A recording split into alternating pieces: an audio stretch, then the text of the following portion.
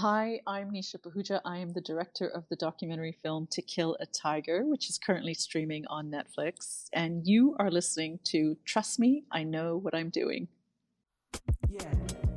My name is Abhay Dandekar, and I share conversations with talented and interesting individuals linked to the global Indian and South Asian community. It's informal and informative, adding insights to our evolving cultural expressions, where each person can proudly say, "Trust me, I know what I'm doing." Hi everyone. On this episode of Trust Me, I Know What I'm Doing, we share a conversation with the award-winning filmmaker, Nisha Pahuja. Stay tuned.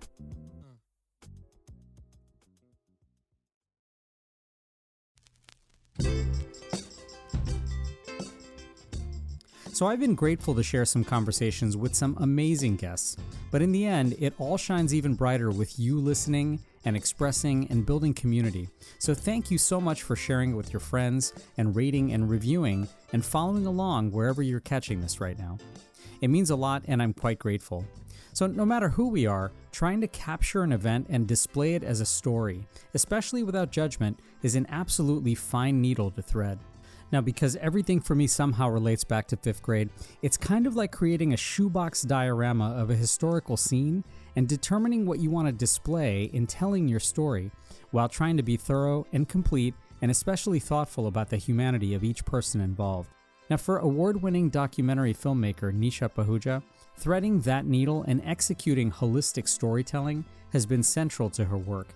She was born in Delhi and grew up in Canada, and her film career has successfully addressed a variety of themes, with a strong spotlight on human rights issues. In 2015, she won the Amnesty International Media Award for Canadian journalism after making a short film about the Delhi bus gang rape for Global News. In the years that followed, she'd been exploring issues in India of gender justice and sensitization in the context of violence against women, coordinating and working with the Srijan Foundation in Jharkhand. Serendipitously, she came into contact with Ranjit, the father of a 13-year-old girl, Kiran, who'd been raped in a rural village. The story of Ranjit's uphill battle to find justice for his daughter and fight both the deep-rooted systems of tribal society and the structural pervasive toxic masculinity are the focus of Nisha's Academy Award-nominated film, To Kill a Tiger. The film, which was many years in the making, is both an incredible human story and an important call to action everywhere, but especially in India, where a rape is reported every 20 minutes and education in all areas is desperately needed. And it's so compelling for this film to be a vehicle of that education because for Nisha, her initial vision has thankfully blossomed into a movement built for impact, winning many awards, garnering a lot of attention and backing, and streaming worldwide on Netflix. Seriously, I would run, not walk, to please go and watch this incredibly powerful and moving film. So it was terrific to catch up with Nisha and chat about it all, from how she's navigated developing relationships with Ranjit's family, to thinking about justice and tackling our own histories and creating change. But I started by asking her if she's recovered from the aftermath of the Oscar experience, and if for her it was sort of a joyful tornado. Yeah, it was. It was such a whirlwind. It was so crazy. I feel like I'm still probably recovering from it. Processing, sure. Yeah, still processing, still recovering, still trying to catch up on sleep, Right. Still. Yeah, but I feel like, for us, like one of the key reasons for us to pursue an awards campaign, because we didn't have any money, right? We didn't. Yeah. We sort of like, we really went against the grain here in terms of the normal, the studio spends the money or the streamer spends the money. We didn't have the money. We just had this desire to take this film and ensure that it was recognized and seen, because we wanted to have impact with it. Yeah. And what better way to have impact in terms of an issue than getting it in front of a global audience and getting this kind of press that we managed to get. So I think in that respect, obviously it was a great success. Yeah. Not because we were nominated, and also we ended up being on Netflix. Yeah. And we're getting incredible feedback from people around the world who are watching the film on Netflix. So couldn't have hoped for better in a way. Right. No, amazing. And I think, garnering more EPs and getting a lot of, in a way, kind of building community around it. Yeah. I'm curious about one thing. Does a process like that ever allow for the work to lose its intimacy of being that kind of bootstrapped small project that you had imagined and grown and came with many surprises and twists and now develops into something of a movement, if you will? Yeah. Mm-hmm. Does that ever, I wouldn't say worry you, because it's of course something that's a goal. Yeah. But do you ever feel like, wow, boy, this baby has changed at all? No, I don't. And I'll tell you why. I think it's because the impact piece was always sort of central to this. Yeah. And what kept all of us going, like the team of EPs, not just the celebrity EPs, but also the EPs who were funding this, right? Who were funding our campaign. And this group of women, there were about 10 women that were working on this pretty much kind of 24/7. What was driving us was always a belief in the film and the importance of the story. It's like we knew something that the market didn't understand. We knew the value. We understood the value of this film in terms of how it could create change. Right. So it never, that thing at the heart that was driving us, it never went away. And also, I'm not a sort of a young filmmaker, right? I've been at this for a while. Yeah. And I think that also helps. It keeps everything in perspective. Sure. It's sort of like what the real point of what you're doing is, and you hang on to that, right? Because the idea of an Oscar or an Academy Award, of course, it's wonderful, but you also know that next year there's going to be a whole other crop of films, So that's not, there is a value to it, of course, but for me, what was important was there's a deeper value.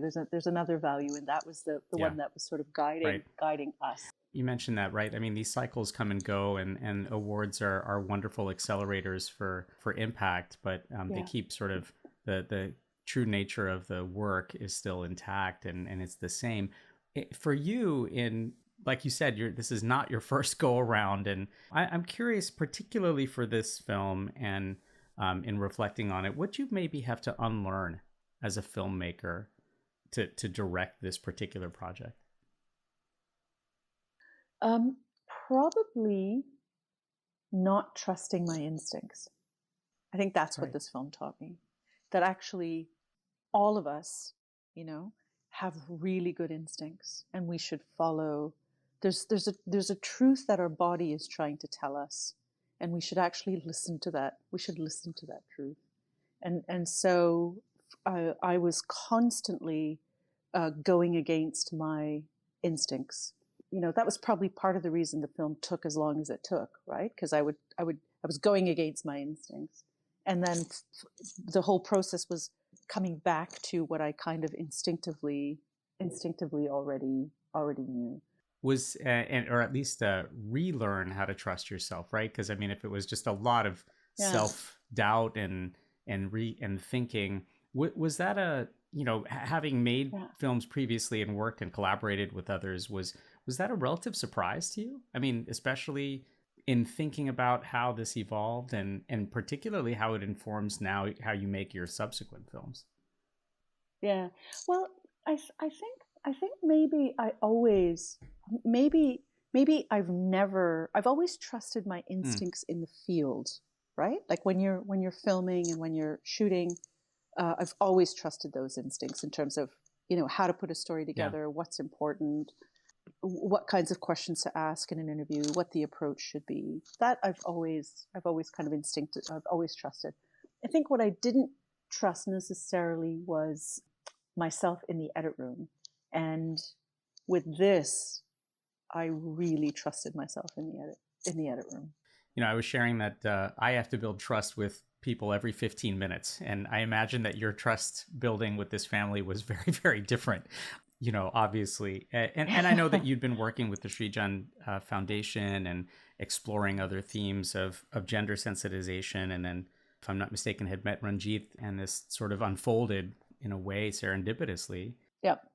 I'm curious about one way, the process in which you were building trust with Ranjit and Kiran and their family, especially with so many complex layers, how that evolved.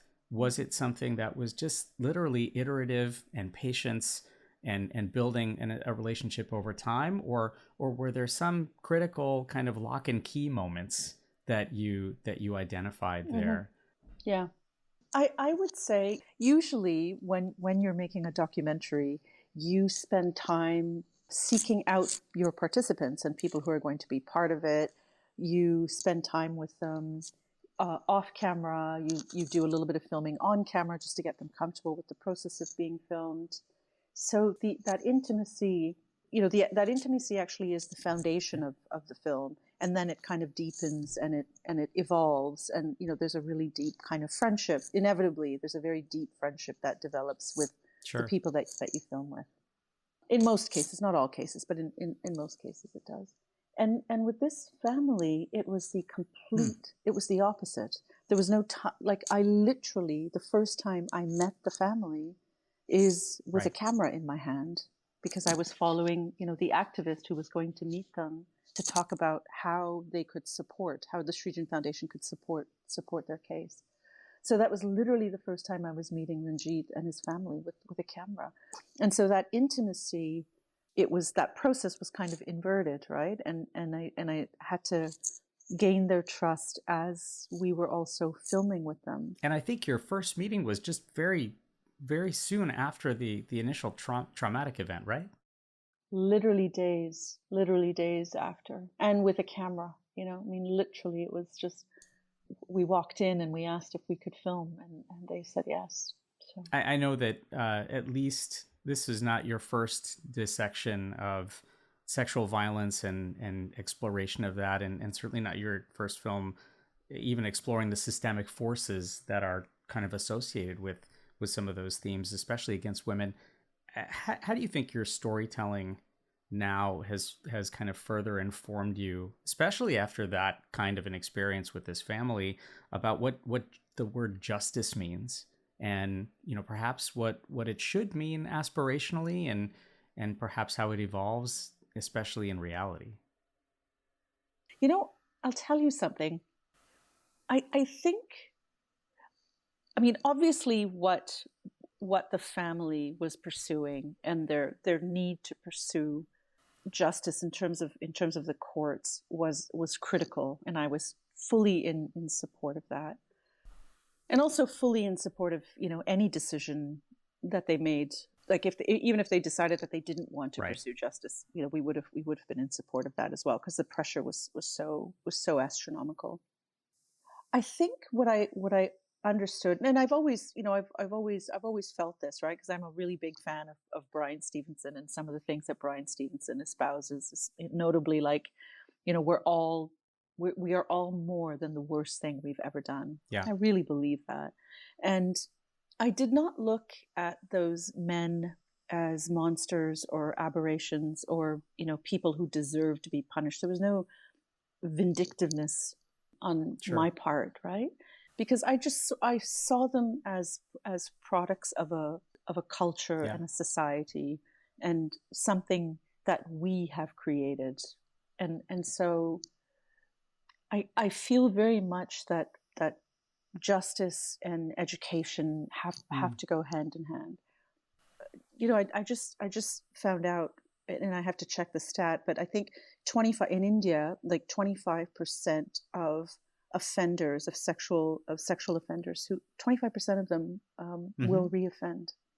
Yeah, it's a huge amount, and so it really makes you think, like, justice can only go so far, right? Punishment can only go so far. It's not going to solve the issue, right? Yeah.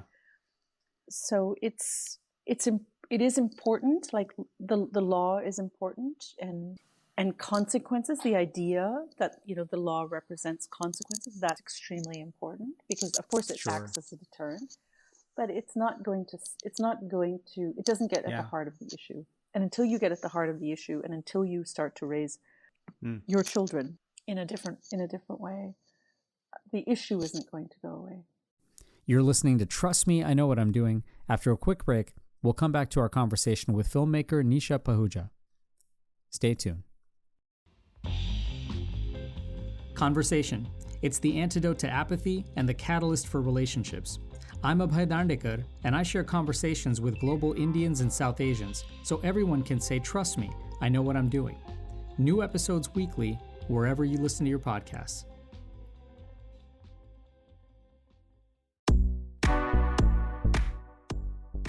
Hi, I'm Congresswoman Pramila Jayapal, and you are listening to Trust Me, I Know What I'm Doing.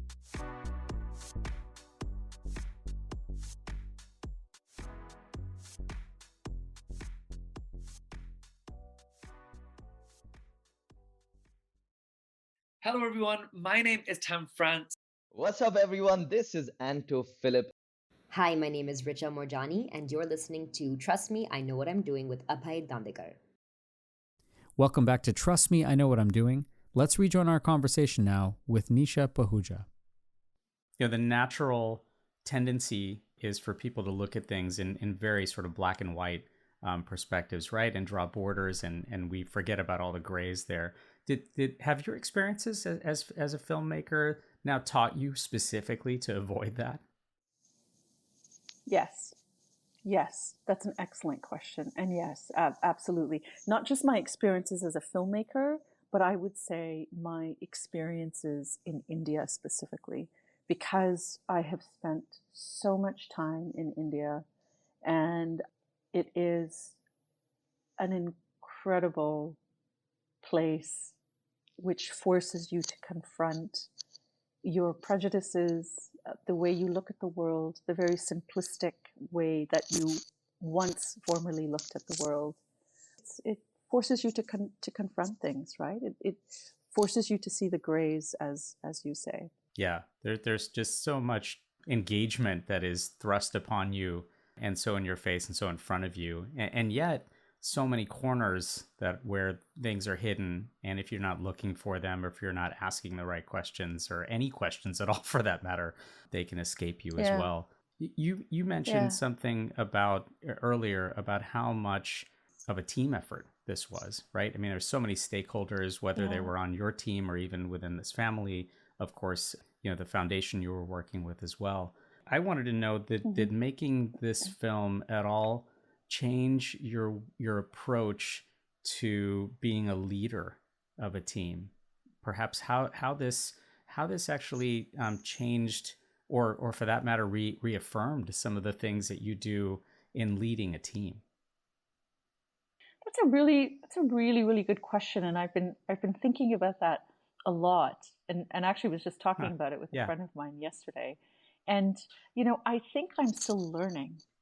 And I'm still learning how to do it effectively. And part of it is that as documentary filmmakers, we are so used, and I think it's two things. I think it's as doc filmmakers and as women.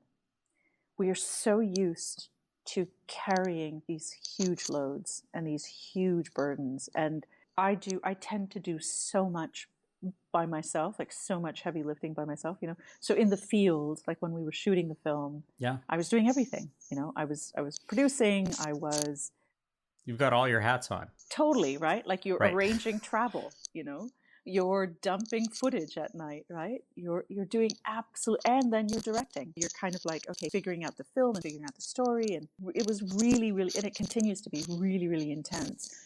So I because I do so many things, because I wear so many hats, it's kind of hard for me to delegate, right? So I'm learning now. I'm teaching myself how to delegate better. The importance of delegating, both the importance of delegating and the importance of empowering those you delegate to carry things. Almost like having both the empathy for what that's like for your team around you, but empowering your team to kind of be extensions of who you are. Exactly. Yeah. Exactly.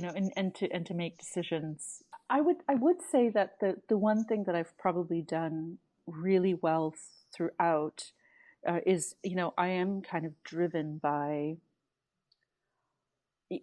when I make a film, I'm sort of driven by perfection. And when I say perfection, I don't mean, Yeah. it's got to be perfect. It just has to be the absolute best version Sure. of the film that I know that we can make with Right. the material that we have. So I'm really driven by that. And I surround myself with people who have the same goal. And it can be an exhausting process because my films tend to take a very long time. But I do surround myself with people who share that same kind of commitment and passion to the thing itself, honoring the thing that you are creating. That's so important. My father used to always say, work is worship, work is worship. And I think somewhere that's really hit home. Really does. Yeah, seeped into my brain. And then I think the other thing with this, with this team of just the EPs that have come on board to fund us, and then the women that were kind of supporting this and carrying this forward, I think it was being very clear that what we were doing was about impact. How do we use this film to create change? I was just going to say one thing. It's so fascinating to hear you say that, like, look, everybody has to be focused around a central cause, and that the impact of what your story was going to help unfold later for people is really where the thrust of this came from.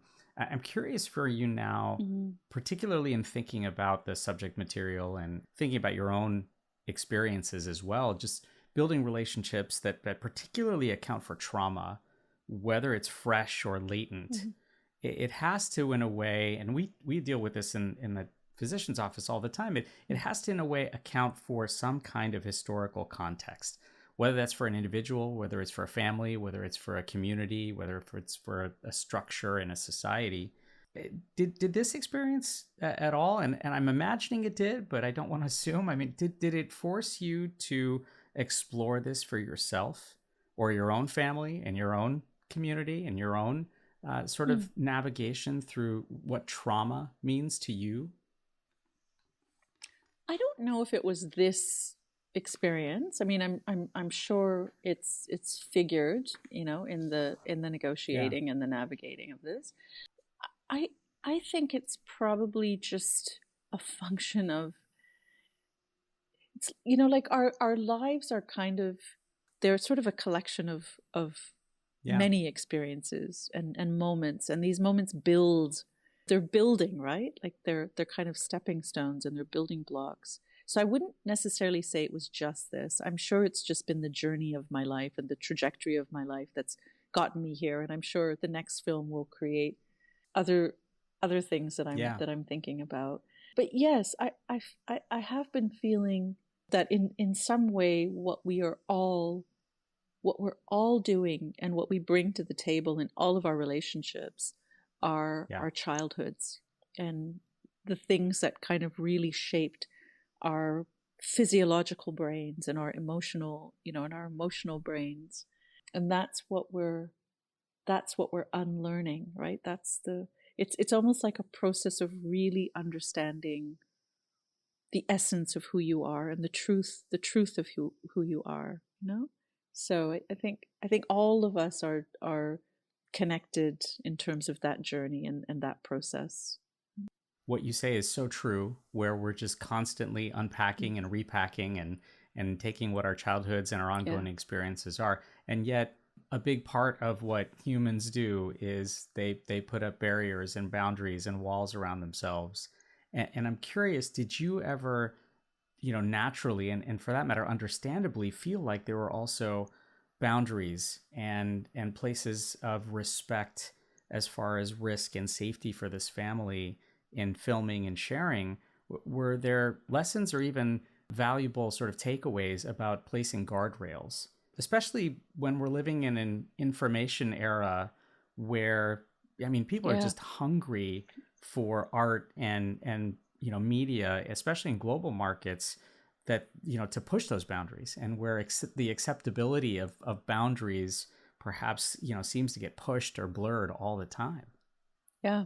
Yeah. Oh, for sure. Absolutely. I mean, the way we approached the filming, where we had the camera, it was, I say to people that it was probably as difficult for me to film with her, especially the survivor. I sometimes feel it was more difficult for me to film with her than it was for her being filmed, because I had never filmed with a survivor before, and I'd never filmed, especially with a child survivor. It was the first. It was the first time. So there were a few things that we did, like our initially, when we were going to be filming with her, we were actually going to film with her in a way that was kind of where we wouldn't see her face. That was the idea, and we changed that approach really quickly because that felt like we were messaging to her that she had done something wrong, and that's why we weren't showing her. That's why we were filming her differently than we were filming everyone else. We were going to just blur her or find a way to hide her identity in post-production. That was always the idea. And then, of course, the story. I mean, she became of age, she saw the film, and she decided she wanted to come forward. So, which is incredible. And she's been doing Q&As, like she did Amazing. a Q&A in Los Angeles. Yeah, it's amazing. She did Q&As in the UK with her dad. Her family is so supportive, and she herself wants to talk, which is amazing. But it was a really difficult thing for me, not the other crew members, but for me to come to terms with, and probably because I was a Westerner, and they had been around these kinds of situations in the past, right? The other people from our team, or most of them had. I think the other, for me, just in terms of practically some of the steps that I had taken, one was the master interview that we did with her. Some of the filming that we did with her that's in the film was actually done after the trial was over, right? And we inserted it. But it was a very deliberate decision to not re-traumatize, not to talk to her about what had happened, what she'd gone through. It was just, there's no way we're going to go here, right? And we'll do an interview. We'll interview her after everything is over. And it was such a powerful interview. I can't even tell you how incredible that moment was. And during the interview itself, at one point, I sensed that she really wanted to talk, right? I could feel it. And so I asked the crew to leave. So it was just she and I, for the majority of that interview. It was just me and her in the room, and the camera was just locked, in one position. Yeah, it was a very, very powerful interview, because I knew it was, for her, an unburdening. She didn't really have that opportunity to express what she had gone through. I wonder if that liberation, in a way, for both of you, especially during that very, very powerful kind of, single person-to-person moment, if anything, it feels like that really does unlock those boundaries, and it takes down some of those walls. But the viewership of that is perhaps a little bit different, right? Like that speaks to more introducing themselves, and in fact, you're inviting people in to share that moment, at least what you presented it. Yeah, absolutely. And with that particular interview, and this is something that I learned many, many years ago from a documentary filmmaker who I really respect, and I worked with for several years as a researcher. His name is John Walker, and it was this idea that as a filmmaker, you have to reveal as much of yourself as you expect from your subjects. You also have to share, because it cannot be an extractive relationship. It has to be a friendship, and friendship is rooted in a mutual kind of unguardedness and unveiling, right? And so in that interview, I mean, I've done it throughout, but in that interview, particularly with her, I talked about a number of things, and so I think that helped her in some ways, so yeah. You're listening to Trust Me, I Know What I'm Doing, After a quick break, we'll come back to our conversation with filmmaker Nisha Pahuja. Stay tuned. Conversation. It's the antidote to apathy and the catalyst for relationships. I'm Abhay Dandekar, and I share conversations with global Indians and South Asians so everyone can say, "Trust me, I know what I'm doing." New episodes weekly, wherever you listen to your podcasts.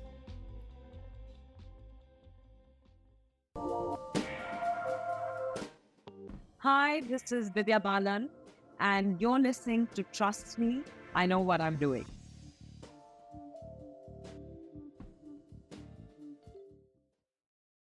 Hi guys, I'm Indra Nui. Hi, this is Farhan Akhtar. Hi, this is Madhuri Dixit, and you're listening to Trust Me, I Know What I'm Doing with Abhay Dandekar. Hi there, I'm Abhay Dandekar, and you're listening to Trust Me, I Know What I'm Doing. Let's rejoin our conversation now with filmmaker Nisha Pahuja. I'm curious, you mentioned, of course, like for you, this was slightly different being a Westerner and thinking of your own kind of backstory as compared to maybe some of the others who were with you on your team. Did you yourself at all feel uniquely positioned in making To Kill a Tiger, but particularly as a diasporic Indian? No, not at all. No, what I felt, and it evolved, right? But what I felt, like it grew, right, is over the course of making the film, the importance of having a local crew, the importance of having people who live in that culture, who understand that world, who've experienced, who've filmed in villages before, right? Who understand those kinds of dynamics. I felt really, really fortunate. I felt like they were teaching me, very much. I think, I think that I have a particular kind of way of looking at things, which is extremely non-judgmental. I'm somebody who tries to understand as opposed to somebody who makes a judgment. I've become that person. I wasn't always that person. I've become that person. So I think I bring that to my filmmaking, and I think that's something that characterizes the work that I do. But I also really, really, on this particular project, really recognized the importance of my team. And being someone who's born in New Delhi, then grew up in Toronto, because that was the lens you were coming from, because you're, as you mentioned, you're not making a judgment, you're really learning and understanding, and that was the footprint you were trying to take. Does that speak in a way to the universality of the message later? Because, in a way, you're not an Indian filmmaker here, right? You were someone as a diasporic Indian person coming in and, in fact, learning and understanding, and now sharing a story that really, is agnostic in a way to who you are and who she was. Yeah, absolutely. I mean, I think it's a function. I think that's also, the universality of it is also a function of the story itself. And what it was that this family went through, right? And the sense of the underdog, the kind of the vulnerable person taking on the system and winning, right? And of course, a father's love for his child. I mean, all of those themes are universal. The struggle for justice, And speaking of trying to buck the odds, if you will, and what vulnerability means. I imagine that all of your films have been additive, right? You've been making films that really speak to those who are oppressed or marginalized, or taking vulnerable themes and trying to, I wouldn't say expose them, but to really magnify and shine a light on them. How do you hope to, when you first set out, and we were talking about this earlier, where you're trying to really think a little bit about gender, think a little bit about those roles, but how do you hope to accelerate that recalibration and that refocus and that reimagination of what male allyship and masculinity mean, but particularly in societal structures where power and control and forces are just simply constantly, like a waterfall trying to secure what those roles have been for generations? Well, on a practical level, on a very practical level, there's an impact campaign that we're initiating with Equality Now and a number of other organizations, where we will actually, to me, the film itself is sort of a call to action, right? Just that message and that idea of male allyship is just inherent in the film. It forces all of us, I think, to reflect, on these issues and on these questions. Then there's also, just on a very practical level, there are the kinds of changes that we hope the film will make in terms of sensitizing systems that survivors have to navigate. There is reform that we hope to bring to laws in certain parts of the world. India surprisingly has incredibly robust rape laws, right? That after the Delhi gang rape, it's the implementation that's the issue. So that's the kind of practical stuff where we're kind of hoping that people start to reflect and men start to reflect and they understand, and there's a whole impact piece that we're really excited about. But I would also say that there's something about this whole process, like change is a long game, and not one film, not one moment, not one case. It builds, Mahinderji, who's the activist in the film, he said something once that's so beautiful. He said, "Bhoon bhoon se sagar banta hai," which is like, it takes many drops to make an ocean, And change also comes at a price. There's a sacrifice to be made for change, right? Like someone has to pay the price, in order to kind of change the status quo. And in this case, it's men. Men will have to make space, and they have been, they're going to have to give up their power. And giving up power is a difficult thing for all of us, for any of us, whether we're talking about class, whether we're talking about gender, whether we're talking about nations. It's a difficult thing to give up power, but that is what is being demanded of us. And that process is slow, and part of it is a forcing from the outside, and a part of it is reflecting. Is a reflection that we all have to go through, either as individuals or as societies. But it's a long game, and it takes time, and you have to be patient, and that patience forces you, understanding that you have to be patient, understanding that change takes time. It forces you to be non-judgmental. It forces you to ask questions. It forces you to explore as opposed to demand angrily. We have to demand, we have to push, but you have to do it in a way that is compassionate. Otherwise you just create enemies. And I think, you have to do it in a way that is with that long game in mind, right? There can be disruption in the immediate sense, but if perhaps the long goal of appreciation and understanding, and again, avoiding judgment is really focused on that change, then hopefully the long game is really what's out there. The quote that you mentioned about sort of several drops making an ocean. I know that sometimes these topics for particularly viewers who may at first be exploring topics like this, you're shining lights, perhaps a spotlight on, feelings here where your impact is change, but sometimes somebody might look at those topics and feel very hopeless, and they might feel futile, and they might feel like there is just really no, end in sight. They might feel like they're boiling the ocean as opposed to really like trying to understand it.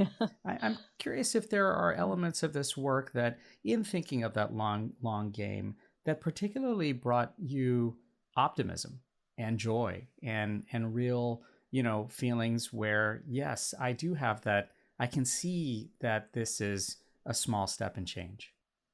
Oh, yeah, absolutely. I mean, for me, I would say, of course, her courage and her coming forward and her desire to show herself and her desire to speak is extraordinary. It's extraordinary. Yeah, it's so powerful. The fact that she has this amazing support from her family, from her parents. And, they had a journey with this film. Like, they had a journey going through this process as well, right? I mean, it wasn't like they didn't have feelings of shame. It wasn't like they didn't feel judged. It wasn't like they were feeling, how are we going to recover from this? I mean, Ranjit that initially is motivated by his own male pride, right? His own kind of, I've got to do this to reclaim my masculinity. that is initially what he was motivated by, as he says in the film. But he has a journey. He goes through an evolution. He comes to understand, because the process of going through this, and I think also having a crew forcing him to reflect, just as you and I are having this conversation, and it's forcing me to go inside and to look, right? That process was forcing him to explore himself, and he had an epiphany. He had a realization. He went from being ashamed to being so proud of his child and his family for what they had achieved. That is such a huge victory in and of itself. And I'm imagining that those epiphanies, as they happen, for you to have a front row seat to some of that, must have brought a lot of joy and happiness. Unbelievable. Yeah, it was very emotional for all of us, In all the work that you've done, whether it's Bollywood Bound or like The World Before Her or any of the other projects that you've been a part of, if you had to think a little bit about people who are now getting introduced to your work for the first time, and if someone's watching one of your films, how do you hope to make them feel? And perhaps what are some of the questions you hope they're asking, particularly afterward? I really don't know, to be perfectly honest with you. I don't know. And I'll tell you why. Like, I have been reading comments on social media, like in terms of people's response to the film. And of course they're, by and large, extremely positive, but there's so much anger. There's so much, there's anger targeted at this person and that person, and how dare they? And I wanted to punch I wanted to go inside my TV screen and enact violence. And I just think, that wasn't my intention at all, right? My intention, of course, is to just to present things as they are, and to now, I've evolved as a filmmaker, but over the last couple of films, I would say with The World Before Her and To Kill a Tiger, my intention really is to invite people to look at something in a very holistic way and to understand the complexity of things, and, to realize that we are all products of things that are beyond our control. And if that is the case, we have no right to judge. We have to suspend judgment. We have to understand that people just are where they are, and that change is possible, but they just are where they are, and to not hate and to not judge. That is what I sort of espouse personally.